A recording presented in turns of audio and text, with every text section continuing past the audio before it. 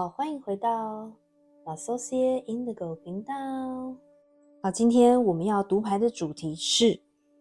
你心里想的这件事情或这个人是否行得通，也就是 yes or no。所以我们今天读牌的方式，我会比较用能量的方向去跟大家解释牌卡，而不会太过，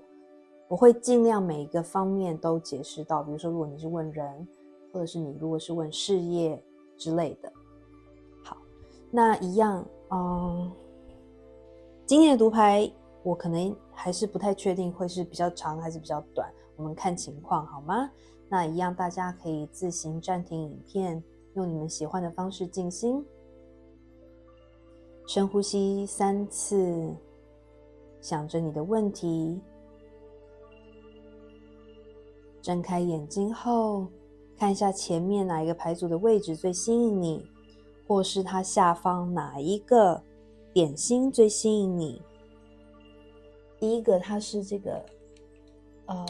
我们这次去日本六花亭，北海道六花亭它新出的一个饼干，它是巧克力饼干以及香草夹心。这个是北海道的那个薯条三兄弟，大家有没有很怀念呢？第三个是这个最有名大家都知道的白色恋人。好，你想选哪一副牌呢？选好了吗？我们要开始解牌咯。好，选择第一副牌组的朋友，你们选的是这个六花亭的巧克力夹心饼干，我把它放这儿。然后我们会先用2张神谕卡来看一下你们的问题的大概的能量如何。第一张是19号的 The Hermit 隐士，第二张是 Spade 铲子。这张牌好像在1月运势也有出现，不知道大家选到这一副牌的人是不是也有选到1月运势里面有出现铲子的这个牌组。目前先感受到的能量是说，选择1号牌组的朋友，你们呢？你们最近应该是有一种在断舍离的情况，有一些人可能在忙着整理家务，有些人可能刚搬家，然后搬家的原因是为了要寻找一个新的人生，你自己知道会给你带来更美好更光明未来，所以搬家，选择搬家，选择搬到城市，可能是为了工作搬家。有的人可能有真的在做园艺，有园艺的兴趣，或者是因为搬家而要去整理一些，如果你家附近有花园或菜圃，有一些整体来说是一种忙碌的状态。另外这个19号它这副神谕卡不是一般的塔罗，所以它的19号它这边是写隐士，但是在传统韦特塔罗它是太阳牌，而我们这2张牌都看得到一个太阳的形象，金黄色的太阳的形象。所以我觉得整体来说，你们虽然很忙碌，可能有点忙到头昏脑胀有的时候，但是你是好像有一种甜蜜的负担的能量场，你是愿意去这样做，因为你知道这是有希望的未来，你是为了一个光明的未来去努力，你只要努力就会看到阳光，而且你觉得宇宙有照着你，觉得你现在做的事情，你在清理这些人事物是对的，你在清理你的家或搬家是对的。有的人可能正在想要卖房子，然后搬到一个比较小或搬到一个比较大的地方。有些人对，这让我想到1月运势，我有讲到有一些人因为这张 Spade 铲子的关系，有一些人可能真的是连根拔出，从自己生长的环境城市搬到一个不熟悉的城市或国家，因为这是对你的未来有好处的，你是为了要重新让自己的芽生得更好，重新移动你的根。有些人真的是有小孩子，可能带着小孩一起搬家，有些人可能是单亲家庭，而大部分可能选择1号牌的朋友，你们是做网络生意的，你们的生意是可以从网络上向各世界各地发展，常常需要等待讯息、接收讯息、跟客户通话之类的，或者是有的人可能刚搬家，甚至是搬到国外，所以需要常常用手机跟家人通讯。但是 The Hermit 这边的能量让我有一种，你现在把自己锁起来，你虽然还是有跟别人联络，但是你没有说太多，因为你是处在一种重新整理自己生活的一个状态，所以你很专心致志，你比较减少社交生活，减少跟别人的互动，就是不太相干的人士你就不会太跟他们互动，除非是真正必须互动的真的很亲的朋友或家人，以及你的客户或公司的主管之类的。我觉得有小部分的人可能是做跟清洁有关的业务，工作业务，或你开的公司是跟清洁有关的。这边给我一种日也忙夜也忙，但是是忙得很，把自己闭关起来忙的一种感觉，然后你知道这样子把自己闭关起来是对的选择。所以有些人可能在清理人事物，就是人际关系也在清理中。这边的铲子就是把一些人际关系连根拔除。有些人可能直接丢掉旧有的住所，成长的城市，直接搬到一个新的环境之后，就不跟旧的人脉，你们就不联系了。好，我们现在来用塔罗牌来看一下你们问的这个问题是 yes or no。是不是帮大家抽到的塔罗以及神谕卡来整体看一下你的问题是 yes or no？ 基本上是 no，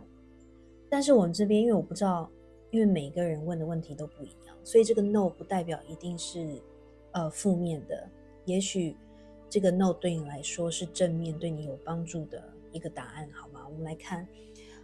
因为中间这3张塔罗，第一张就是 Nine of Wands， 权杖9的逆位，第2张是权杖5的逆位，第3张最后一张是权杖7的正位。我必须要说，选择到这副牌的朋友，你们有非常多的火象在你的星盘，如果没有很多火象，那就是你现在碰到的这个问题必须促使你，逼迫你要拿出火象阳性的能量去处理。我们火象很多的权杖可以代表的是说，你必须要真正的拿出行动去面对你现在所问的问题的人事物，并且也代表你的这个问题是牵涉到热情，牵涉到一种会让你觉得火热，会让你觉得生气，会让你觉得有冲劲。这个冲劲可以是所谓的愤怒，也可以是说因为很想要达成目标，想要让事情往自己有利的方向发展，而拿出一种行动去真正的做处理。我这边有抽浪漫神谕卡，是因为这样可以囊括，如果是有人是问感情的话，所以这个神谕卡放在这边是代表比较是对问感情的朋友做出的讯息。但是当然，如果你不是问感情，那也可以，到时候我们在解牌的时候，你可以用自己的方式去对应到你的问题。首先权杖9的逆位就代表的是你们现在碰到的这个问题让你觉得有一种很孤单的状态，让你觉得你努力你祈祷，最后的结果没有如同你期望的方向发展或发生，你已经奋斗得很累了，但是最后还是失败了的感觉。你奋斗得很累了，然后最后功亏一篑，你想放弃，而且是你独自面对这个问题的结果，或独自面对这个问题的产生。这边有一种，我觉得你们的问题是有一种，可能一部分的朋友你会感觉孤独，是因为你发现家人或亲朋或者是好朋友并没有支持你的决定，或支持你为什么会做这件事情，他们可能有一种不谅解，所以你只能求生问卜，因为你觉得很孤单，你觉得只有神明或者是指导灵天使可以帮你。他这边的解释牌是 flute 笛子 disappointment in a friend or lover， 所以这边就很清楚，你可能这个问题上是跟一个人有关，而这个人没有像你预期的一样支持你，那这个人可能就是像我刚刚讲的亲朋好友，那或者这个人如果你是问感情，那就是你问的这个感情对象他没有如你预期的站在你身边。第2张是权杖5的逆位，权杖5的逆位就是有一种在争斗中被击倒，在这一场跟别人的征战中你输了这场战役，因为你累了，你想放弃了，所以你输了。他的解释牌是 axe， 斧头 force working against you，所以你问的这个问题是遭受到你身边的人或者是你重视的人的反对，他们不让你去做你想做的事情，他们不同意你做的决定，他们不同意你的处事的方向或态度，所以会有权杖五。所以这边我觉得还蛮对应的，权杖五的逆位，也就是说感觉你是一敌多，很多人都不支持你，而导致你会变成权杖五的逆位，就是输掉这场战役。但是我这边觉得你并不是那种很 aggressive 的人，我觉得你只是真的是为了自己的愿望跟原则去站稳脚步。之前是权杖九的正位，但是真的太多力量反对你，而让你没有办法，只好退却，或者是不再挣扎，或者不再跟他们吵。那这个 X 也听起来很像那个 ex boyfriend、ex girlfriend， 就是一个前任的那个 X 的音。所以有些人可能问的问题是跟你的前任有关，而你的前任不支持你的决定，或者是你的亲朋好友不喜欢你的前任。最后一张是权杖七正位，这样代表的是说，其实你们的这个问题，你需要站稳你的脚步去。权杖七是代表界限，然后站稳你的就是坚持你的原则，为了你的原则奋斗奋战，不能让别人踩破你的 boundary。 所以你最后的 boundary 是这个女神，这个光是你心中的光，你的原则的光，你用另外6支蜡烛去燃烧这个最后的 boundary， 最后的界限，支撑你到最后的就是你这个原则或者是想望愿望。所以不管你问的问题是什么，宇宙告诉你要坚持，不要因为打了败仗就让别人踩在你的身上或踏破你的线。权杖七的解释牌是 carrot 萝卜， opportunity of windfall。 如果你坚持你的原则，你就会接收到非常多的机会。 windfall 是一种，这要怎么翻，很庞大的很大量的一种财富的到来，机会或者是财富的到来。因为 carrots 它是很多嘛，它是一整块地，有很多很多的萝卜藏在地底下，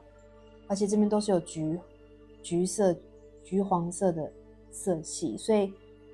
你们可能可以，我不知道你们喜不喜欢橘黄色，你们可以为了这个问题，或者是最近开年多穿橘黄色的衣服，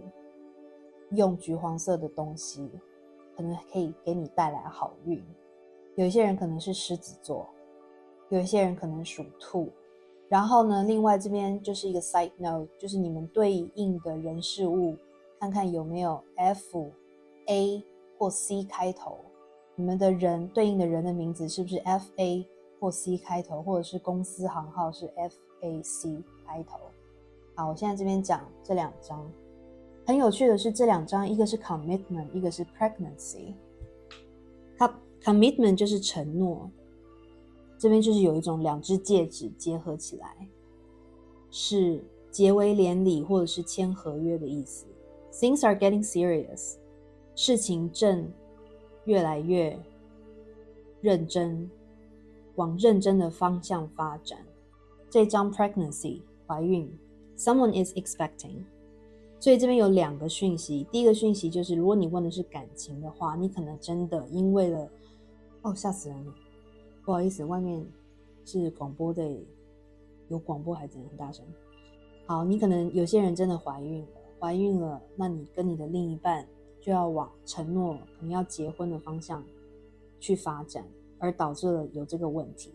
而导致了，我现在只是举例，就是看整副牌的能量场，可能有一些亲朋好友不喜欢你这个对象，或者是不喜欢你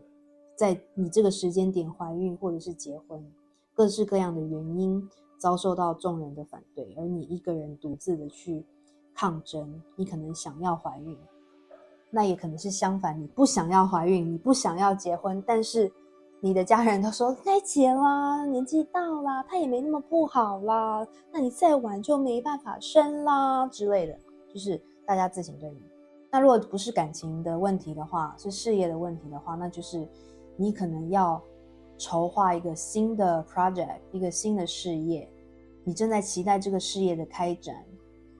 那你要期待事业的开展，你很多事情就要很认真的开始执行，要跟别人签合约，要找合作伙伴，要找员工之类的，而让你产生了这个问题，因为事情越来越严肃了，就是要认真的对待，但是这个事业都是你自己在抗战奋斗，好像没有什么人支持你这个事业，或者是支持你开展这个事业。那这边这2张浪漫神谕卡写了 A message for you， 这边有点浪漫，真的很浪漫。这张是 A message for you， 这张是 soulmate。I'm thinking of you this very moment. Your love fills me with light. I love you. 当你在读牌的这个时候，你问的这个人，他说我正想着你，你的爱让我充满了光，我爱你。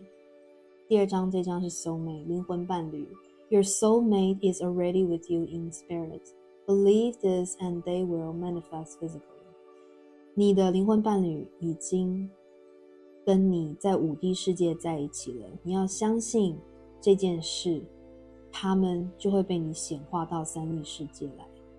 好，我想要讲的是说，如果你问的这个人，如果你是问说能不能跟这个人在一起，可是牌面却说 no， 那这2张浪漫神谕卡，我觉得指的是，当然这个人可能真的正在想你，但是也有可能是说你其实有一个灵魂伴侣在等着你。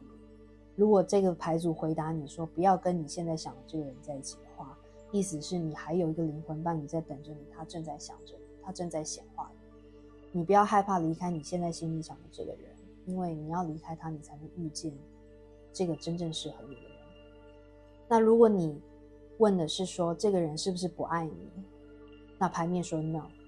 那就表示说这个人其实是你的灵魂伴侣，他现在就用这个读牌的这个机会告诉你说他非常的爱你，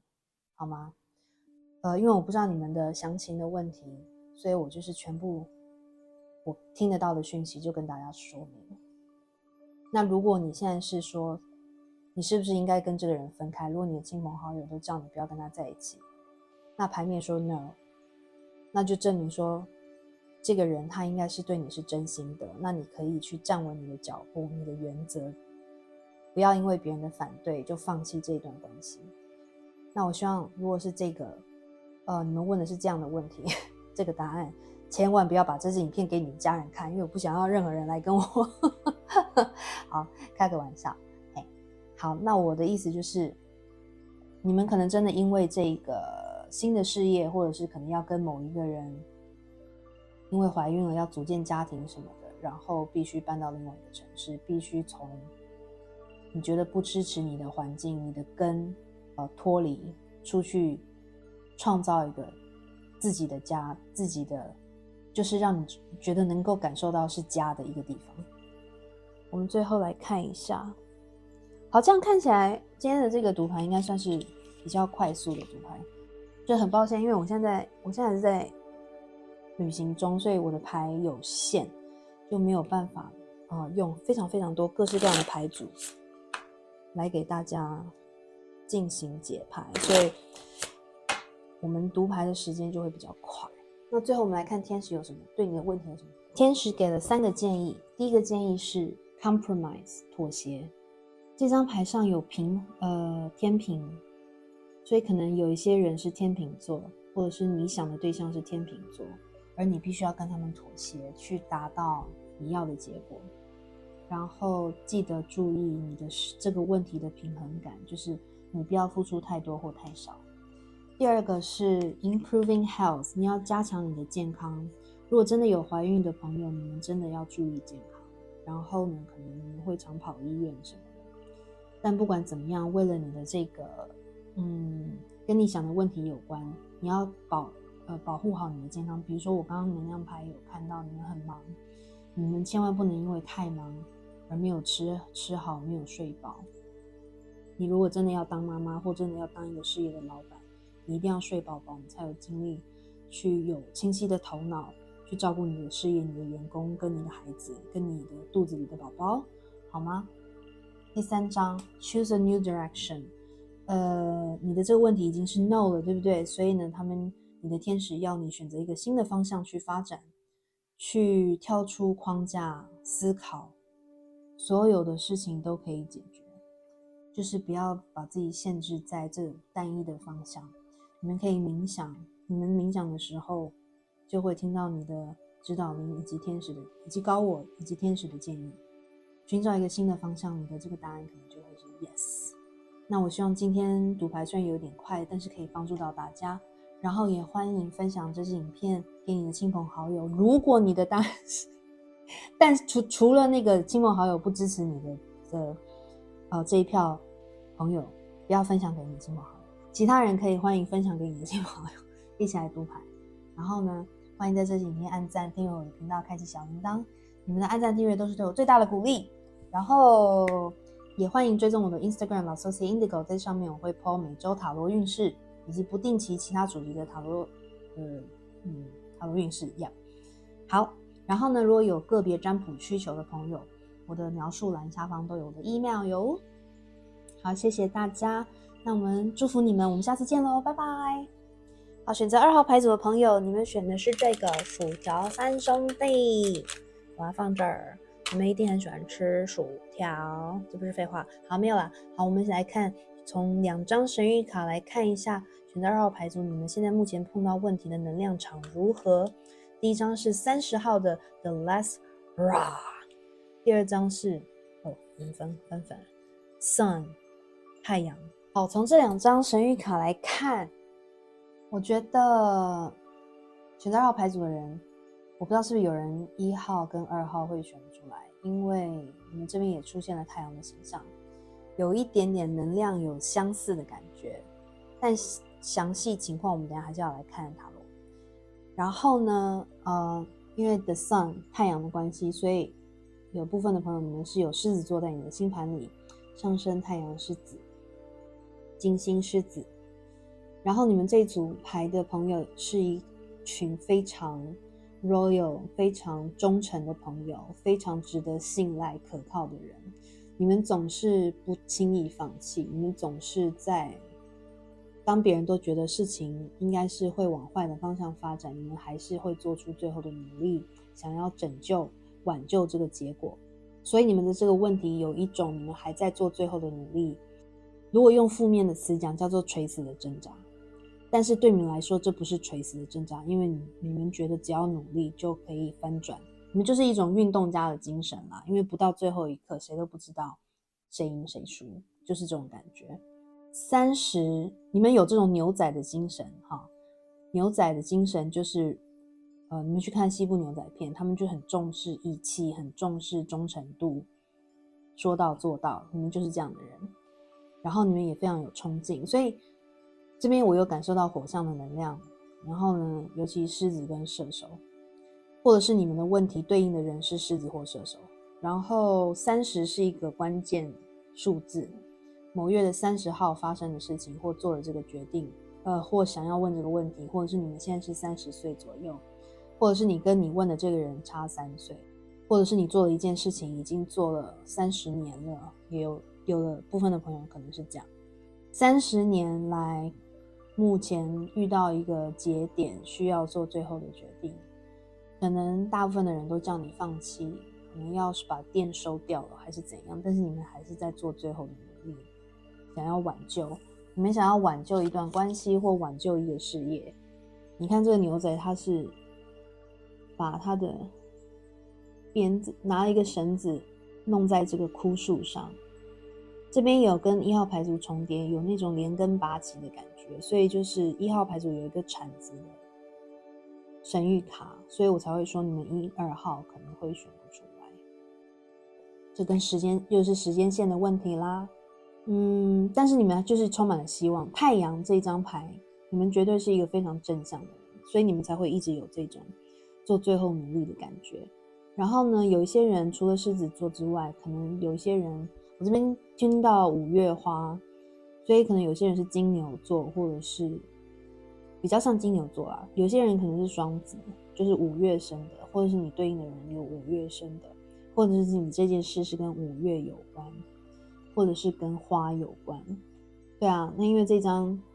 第1号牌子的铲子也让我想到园艺方面的事情。好，目前讲到这边，如果能量有对应的话，就可以继续听下去。如果没有的话，我们可以跳出去重新选一副牌组哟。好，你看得到牌吗？好像看不到奇怪。来，我把它放上面。好，你们这副牌组的答案是一个 no， 但是是可以变成 yes。我等一下来解释，这是取决于你们自己的一个 yes。好，没关系，我等一下看不到，我会拿起来这个 tea leaf 的部分，我会拿起来给大家看。好，首先我觉得很有趣的一点，你们选到2号牌组朋友有处女座、狮子座在你的星盘，另外有其他的土象星座，比如说金牛跟摩羯，但是大部分应该是处女跟金牛的感觉，然后还有狮子，然后可能有一小部分的射手，另外还有一些的风象。那风象你可能不一定会有风象在你的星盘，但是呢，这个问题要变成 yes 是取决于你的风象逻辑思考的条件。因为你们最后一张是宝剑8的逆位，就是风象的能量，你们又出现一个张 air sign Gemini Libra Aquarius， 风象的能量又出现，第2张这一张又出现 communicate， 也是一个风象的能量，风象能量代表就是沟通，逻辑思考跟沟通，所以你们问的这个问题跟沟通非常非常的有关，沟通怎么沟通是一个关键，要变成 yes 怎么沟通是一个很重要的关键啊！我刚才过了。好，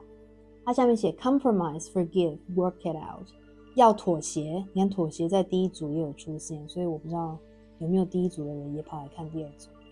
forgive 原谅 ，work it out 一起想出办法来解决，是可以 work it out， 不是说 no 就这件事就掰了，不是。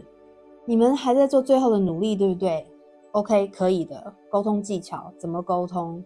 你要原谅自己，原谅对方，不管你问的是人还是事。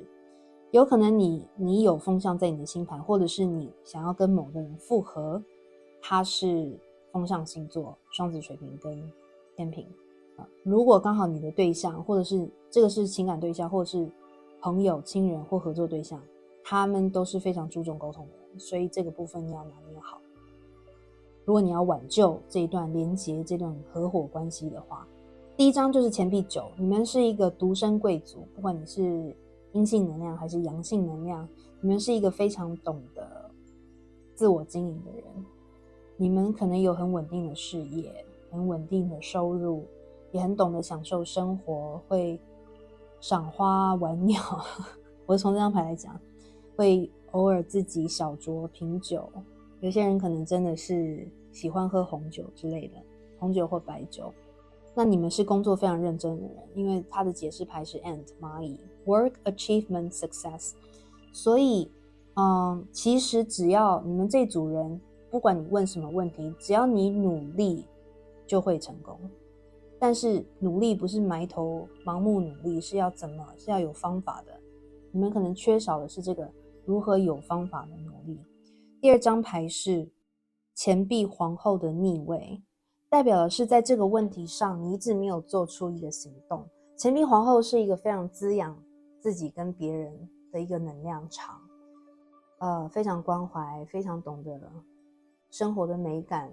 懂得做菜，懂得喜欢享受大自然，是一个女企业家，非常实在脚踏实地，一个值得信任的人。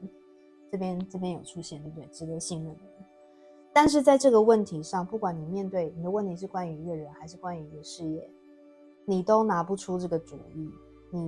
你反而没有拿出这种你原有的女企业家。我说女企业家是因为她皇后是阴性能量，好吗？所以如果你是男生，你也是有这种钱币皇后的气质跟特质，就是你很会照顾别人，你有一种母爱的光辉。因为通常处女座男生我认识的都有这种母爱的光辉，这也是蛮对应的。但是面对这个人或这个事，你现在问的这个问题上，你反而没有拿出你的母爱的光辉去原谅，或者是去勇敢的去再面对对方。所以他的解释牌是 Lion Action， Take time to act， 是时候行动了。你如果有狮子在你的星盘里，上升太阳或金星之类的哈，月亮之类的，你要拿出你的狮子的这种勇往直前，你的let's rock 的态度去行动。怎么行动？要行动什么？去联系，去沟通，去解决问题。因为呢，你这个塔罗的答案是 no， 因为它有2张逆位，但是整体能量看起来是可以变 yes， 就是看你怎么去做。最后一张是宝剑8的逆位，也就是代表说你真的要停止在脑袋里空转，你好像想了很多的方式去挽救这个连结这个情况，但是你都没做，你就一直陷入自己的无限烦恼循环，就是如果这样做了，万一他不答应，或他不接受我，或者是这件事情这个合作伙伴他人没有那么 OK， 他不愿意协调怎么办之类，就是你一直在自己小剧场不好的情况，让你无法，就是让你动弹不得。所以解释牌是 Needle and Thread， A sincere wish will be granted。 如果你愿意，宝剑8的逆位就是走出来这个脑袋的自我小剧场，不要再用自己的想象限制自己的话，真的去行动，你的真挚的愿望就会被实现。 Needle and Thread 就是一种你要非常认真细心，很 focus 很专注，你才能把那个线穿到这个针的洞里面，对不对？然后呢，这个针线也让我有这种乱的感觉，所以这个针线你要怎么去穿，你要怎么去缝，你要缝得很整齐还是乱缝，这是你可以决定的。如果你可以很专注去解决问题，一针一线的去缝去解决问题，那你的问题就会变成 yes。 因为呢，这2张神谕卡 back up what I said， 这2张浪漫神谕卡是给如果是问感情方面的朋友哈，然后呢当然也可以对应到如果你是问事业，我们就自行对应。首先第1张 Look deep within your heart and you will feel my love. My love for you is as deep as the ocean.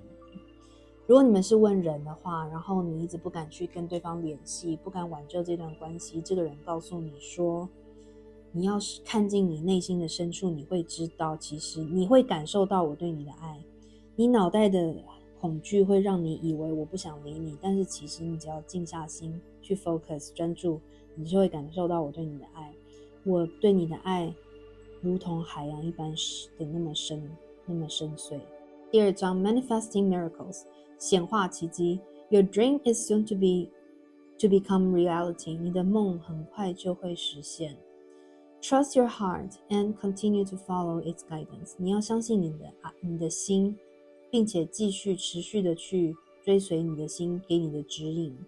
就是 listen to your heart， 不要 listen to your head， 因为你们是很实际的人，你们有2张钱币卡，所以你们常常都是听脑袋的逻辑去思考，但是你的心其实是想的另外一个方向。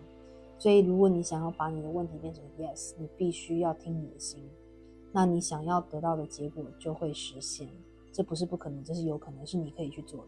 你要去沟通，这边真的很感觉得到是一个双方都没有在行动沟通解决，或者是某一方就是不想再去沟通，不想讲话，所以来问问题的牌组，你们这个2号牌组的朋友，你们必须是沟通的那一方，你必须去跟他妥协，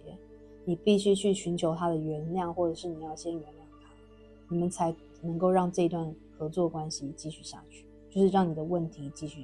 继续有连接延展，然后往你希望的方向发展。我们来看，最后来看，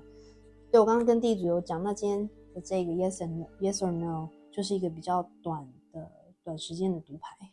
我们最后看天使有什么建议，有没有拿出来看啊？这样子，蚂蚁是钱币9解释牌，狮子是钱币皇后逆位解释牌， Needle and Thread 是宝剑8逆位的解释牌。然后呢，这个3生命灵数3的人可能会选择到这一组，生命灵数9的人会选择到这一组。好，这边有3个，你们的天使给的建议其实真的都很 positive， 所以这个 no 并不是一个就是死硬的 no， 绝对不是。好，我们第一个建议是 remain positive， 有没有？你的天使说要保持正向哦，然后你的很多的丰盛就会显化到你的眼前。这个头顶的金色光芒，我觉得是天使建议你真的要去冥想，静下心，你才能 focus， 保持正向哈。第二章 perfect timing，时间不要去控制。如果你们真的有土象星座，尤其是处女座的朋友，你们要放弃这种控制的能量，在这个你问的问题上，尤其是 perfect timing， 就是你的问题如何变成 yes， 要等待，你就做你该做的，你做你的冥想，你做你的显化，你保持你的正向，事情会有它宇宙安排好的时间点让它发生。这边有一个那个沙漏有没有 perfect timing， 天使他们会帮你做决定什么时候要发生。第三章 The situation will improve， 这个情况会有所进展，会更好。所以你不用担心现在状况是比较阴暗的或比较负面的，好像没有希望的，其实不是。所以天使告诉你说，其实不用太害怕或担心太多，也不要太用力啦，就是像我刚刚读牌，你们的指导灵给你的讯息就是给你的建议，然后呢让宇宙去帮你安排时间点，并且他们安慰你说事情一定会往好的方向发展，好吗？然后这后面有好多好多的海豚，这让我想到热带城市，我不知道来选因为我们台湾就是热带城市，但是也有可能什么新加坡啦，然后其他的南亚的热带城市啊，或者是澳洲啦，海豚就是跟海边有关的。你们可能是住在水边，或者是你们是问跟爱情有关的问题，海豚是有一种很聪明，然后是灵魂伴侣的一种能量场。 OK， 我觉得你很想要自由自在的畅游在海洋，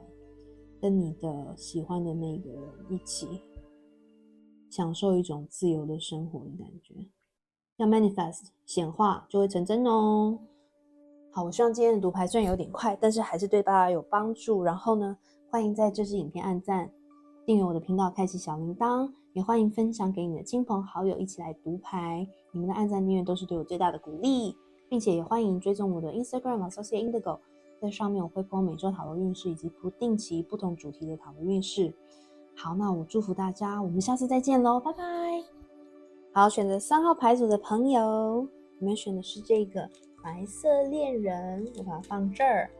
选白色恋人是不是就是问感情呢？我们来看一下，我们先从2张神谕卡来看你们这个问题的能量场是如何。第一张 Wow The Empress 23号，第二张是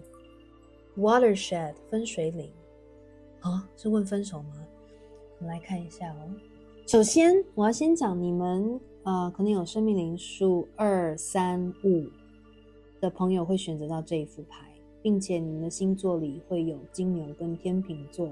金星的能量很强，因为你们的 Empress 代表你们是一个，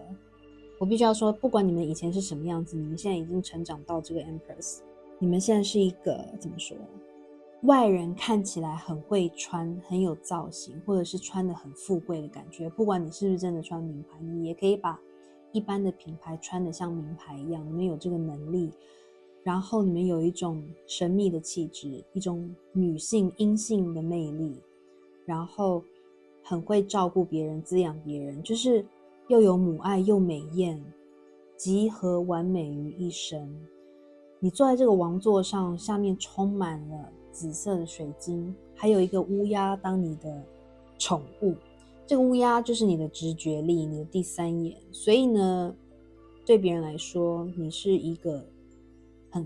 他们很爱慕你，但是又有点怕你的一个存在。然后很富贵，就是你有一个富贵感，然后不管你住的地方贵不贵，豪不豪华，你都可以把它弄得很舒适很豪华。你就是一个宫殿里面的皇后，所以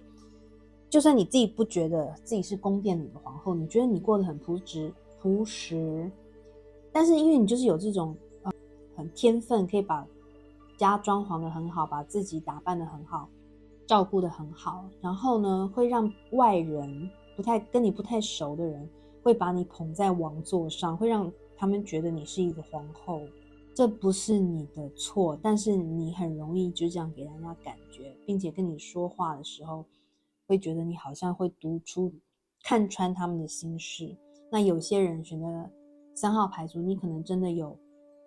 直觉力很强，或真的有在做算命，真的有在玩塔罗之类的，喜欢神秘学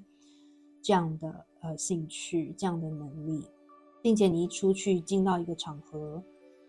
你就有一个王者的气息，一个尊贵的气息。那有些人可能真的是有宝宝，目前或者是你这个问题是跟牵涉到宝宝、你的孩子或者是别人的孩子有关。对啊，你就是一个气质优雅，但同时又有一点叛逆。然后这张牌的皇后是结合正派与反派于一，也不是说反派，就是说别人不敢惹你啦。然后这张分水岭，我觉得你们的问题可能是跟某一个事情的完结有关，就是你成长，但是你的这个对方、这个人或者是这个事没有跟你没有成长的你快，或者是你问的这个问题是跟一段关系有关，这个关系可能是跟人有关，或者是跟你的事业有关，然后这个圆形代表一个完结，有一种世界牌的感觉。因为你的业力结束了，你学完课程了，所以你必须要跟这个东西分开，跟这个人分开。你们可能是想要问，是不是应该要分开，是不是应该要离职，是不是应该要分手，是不是应该要离婚呢？然后这边有这个类似那叫什么漏斗的符号，也让我想到你们觉得现在好像是时间应该要分开的一个感觉，你要往你更好的发展走过去。看到这边如果能量有对应到，就欢迎继续听下去，如果没有，我们可以跳出去重新选一副牌咯。好，哇哦，I am shocked。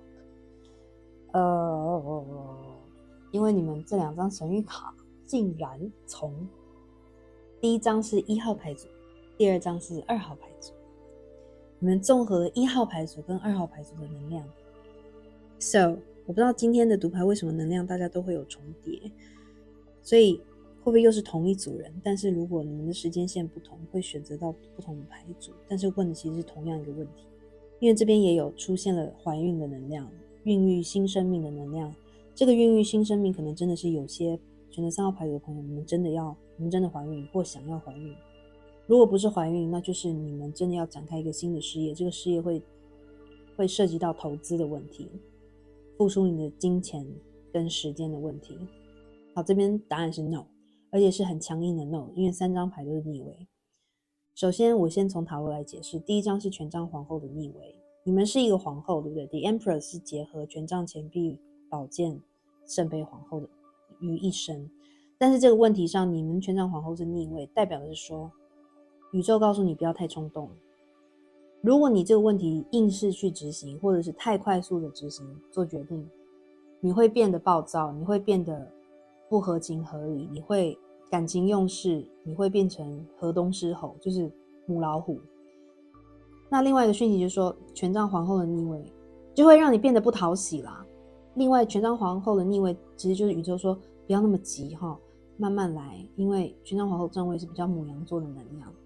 因为它的解释牌是 claw， 是爪子。 Be careful, do not take risks， 你要小心，不要去冒险。这件事情这个问题你不可以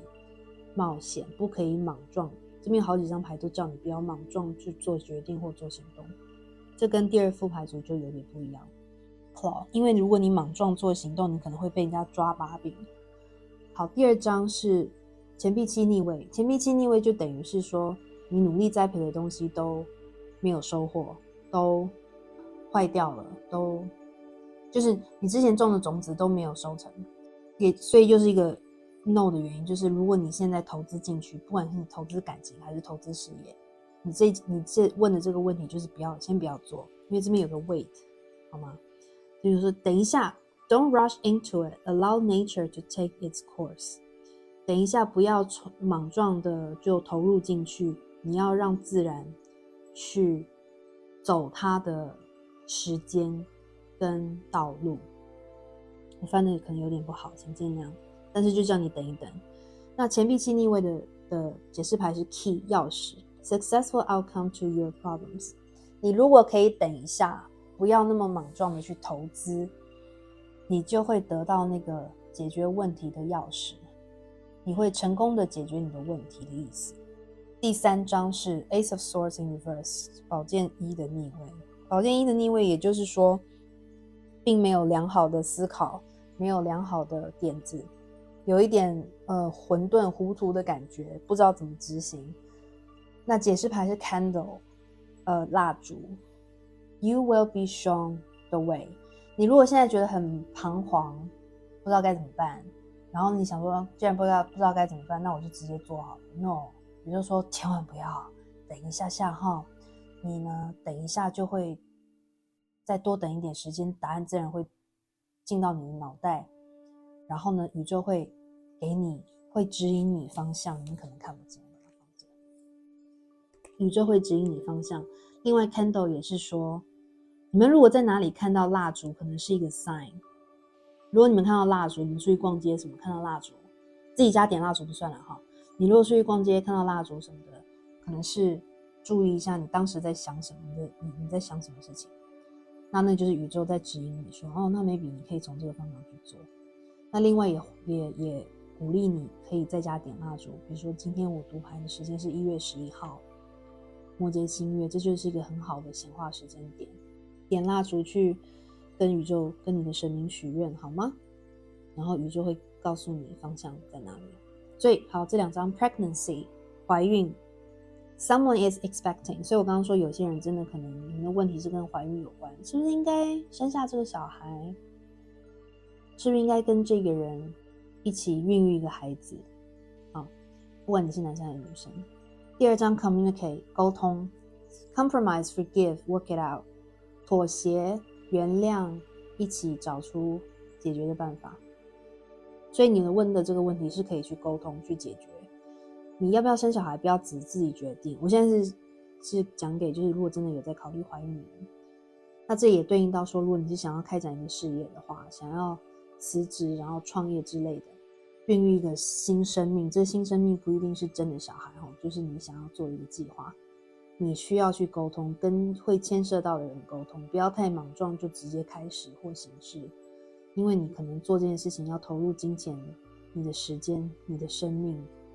所以你一定要好好的计划再去执行。你要跟相关人士去沟通了解，再行动。那这边刚 wait 已经讲了，就等一下不用那么急。第2个 new beginning 新的开始， a new adventure awaits， embrace it and live your dreams passionately。 所以只要你等一下这是一个新开始没错，你也想要有新开始，宇宙是支持你有一个新开始，但是这个新开始不一定要很急的去下手，不要说我现在不做就以后就不可能了，不会，宇宙就告诉你你的这个问题不会被时间限制好，然后呢宇宙会给你最好的时间点跟方向。所以你要去宇宙让你知道说不管怎么样，不管你的问题是什么，你都有新的旅程在等你，新的冒险在等你，你要去拥抱它，并且你就可以很热情的 live your dreams， 实现你的梦想，就是活在你的梦想里。好，我们最后来看天使有什么建议。你们现在面前看到的3张是天使给你们的关于你们的问题的建议。首先第1张是 not the right time， OK， 那就是跟我们刚刚读牌读的讯息有关，现在还不是时候，不是最好的 timing， 所以他们叫你请你等一下。第2张 communicate clearly， 是不是 communicate， 所以你的天使再三的建议你说一定要好好的沟通，不要只自己想然后自己执行，你们可能有的时候会很冲动，会很急，所以呢你一定要先沟通好。你可以跟你的天使指导灵，或你有信仰的话跟他们沟通好你最终想要的是什么，那他们可能会告诉你说可能不一定要用你现在想的这个方法去执行，可能有别的方式去执行，去达到你最终的梦想。比如因为有人会说如果现在有些人，如果你们真的想要小朋友，你们可能真的你们的其中一个梦想就是未来要有自己的下一代跟你们一起生活，你会觉得他们可爱，可以养育他们，看他们长大，但是因为你的天使说现在还不是时候，然后呢可能我是人类，我只能举这个例子就是可能你会得到讯息说你可以养只小猫或养只小狗，请不要骂我说你怎么可以把宠物跟小孩比，当然是不能比，但是因为现在不是你可以生下一代养育下一代的时间，你还没有准备好。那如果你清楚的沟通，你只是想要目前可能有一点寂寞，你想要下一代，可能其实你只是有点怕寂寞，想要有人陪你，想要去运用你这个女皇想要照顾别人的性格去照顾你的下一代，那目前你可能可以先收养一个小动物，它会让你在这个还不能有小孩的时间上，一样让你感到被陪伴，一样让你觉得你可以照顾到它，养育到它，滋润到它。我只是举例这个意思，并且 communicate clearly 也是跟你需要 involve， 如果你有另一半你也要跟他沟通，看他的想法是什么，再做决定。第3章是 let go， 那目前就是现在还不是时间，所以就请你把你的这个问题先放下，先不要去想，这样放下控制，放下这个欲望，因为你可能已经想到变成一个欲望，你只是想要，但是你不需要的一个意思。好，我希望今天3副牌组大概都是一个 no， 那也是蛮公平的。好，但是不要来打我我只是传讯人而已。好，那希望今天的读牌虽然有点短，但希望对大家有帮助，然后欢迎在这支影片按赞，希望有今天的讯息有解答，帮大家解答，然后也欢迎订阅我的频道，开启小铃铛，然后也很希望大家可以传播给你的亲朋好友一起来读牌，你们的按赞订阅这绝对是对我最大的鼓励，然后也谢谢大家有给 Super Thanks 的朋友们，非常感谢你们，还有每次看到大家的留言我都很开心。那也欢迎追踪我的 Instagram Associate Indigo， 在上面我会 po 每周塔罗运势以及不定期不同主题的塔罗运势。那我祝福大家，我们下次再见咯，拜拜。